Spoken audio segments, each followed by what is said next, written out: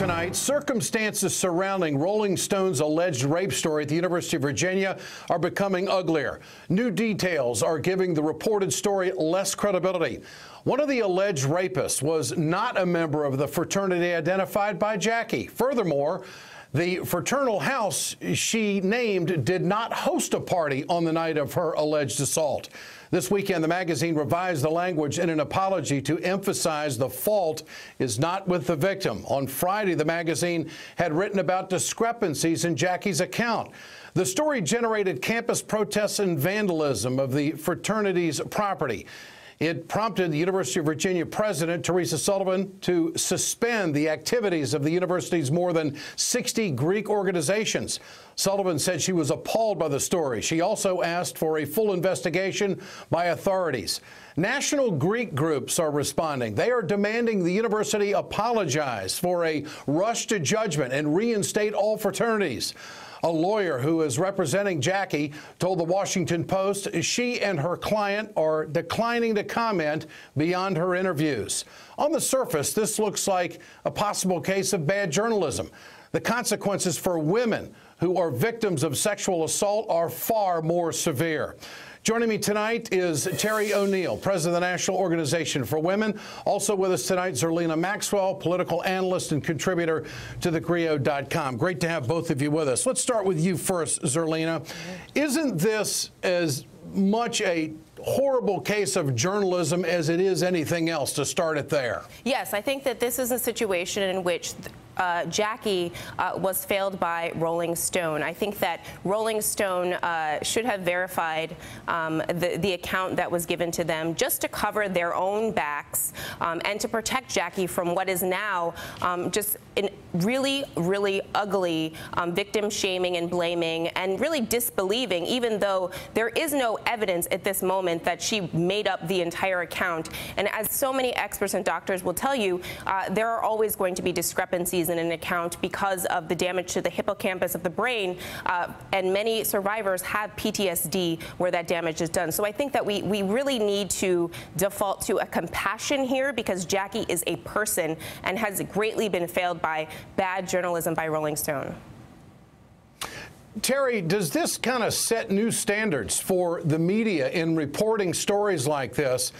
Because if it goes really with no scrutiny, what is this going to do to future victims? Ed, I don't think it sets new standards. I think Rolling Stone failed to utilize standards that have existed within journalism for a very long time. But what I'm seeing here is the rape denial machinery gearing up and getting into really moving in to actually destroy the victim, to engage in exactly the kind of rape denialism that is part and parcel, frankly, of rape culture. Rape culture is a huge problem on college campuses, and what you see is the national fraternities, these big, huge, powerful institutions, are now coming in order to isolate the victim, to shame the victim, to shut her down.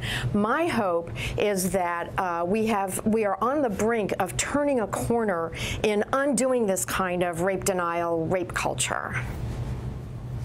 But, Zerlina, there clearly are discrepancies in the story. There's clearly discrepancies in what the victim has said. So what does that leave us at this? Where does that leave us at this point? Well, I think that it shows us yet again that this is a really complicated issue. And I think that it is not common that there are rampant amounts of false allegations where women are simply going in and making things up. I think Jackie's story reminds me of so many other stories where there are accounts that don't match up and there are discrepancies. But again, like I said before, that is the result of PTSD and the trauma that goes along with sexual assault. Yeah. So that's just so common. Well, and I think it's unfair that, you know, we go on the hunt for these discrepancies in the victim's account, but yet we don't do that same level of examination of the alleged rapist's account of events. And so I think that we need to do that. Well, they go on the hunt.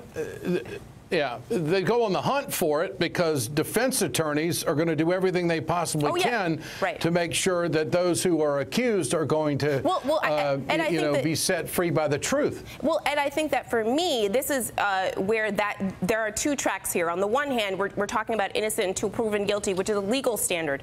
In the world, though, since none of us are judge and jury, I think that all of us as individuals and as a collective society, the collective we can default to empathy. And so we don't necessarily have to attack Jackie by default. So, I think that's what I'm trying to say. Okay, I get that. And Zerlina, how does Rolling Stone make this right?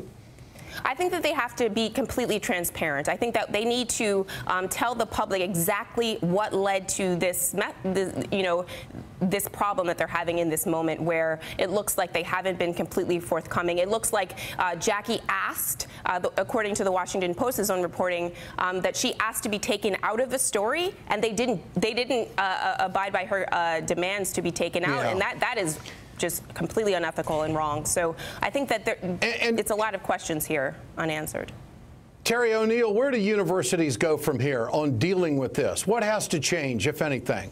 Well, I think the first thing that has to be done is that women who come forward saying that they have been sexually assaulted, they need to be given the innocent until proven guilty benefit of the doubt. We do know that the way brain chemistry works and the rush of fight, flight, freeze hormones that happen during an extraordinary trauma like rape can really interfere with a victim's ability to tell a coherent story. So innocent until proven guilty must be applied to the victim. Currently, it's just the opposite. Right. The victim is accused of being a liar presumptively because of the innocent until proven guilty that's applied to the perpetrator. So we need to somehow balance things out. The universities need to understand how rape culture works. And I think it's really important to understand that within 6 months of a sexual assault, many rape victims who at first are believed by their friends and supported by their friends, within 6 months,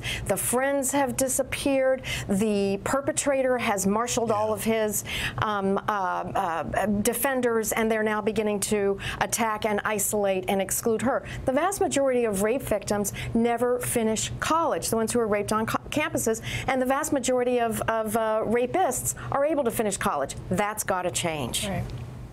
All right. Terry ONeill, Zerlina Maxwell, great to have both of you with us tonight. I appreciate your time. That is The Ed Show. I'm Ed Schultz. Politics Nation with Reverend Al Sharpton starts right now.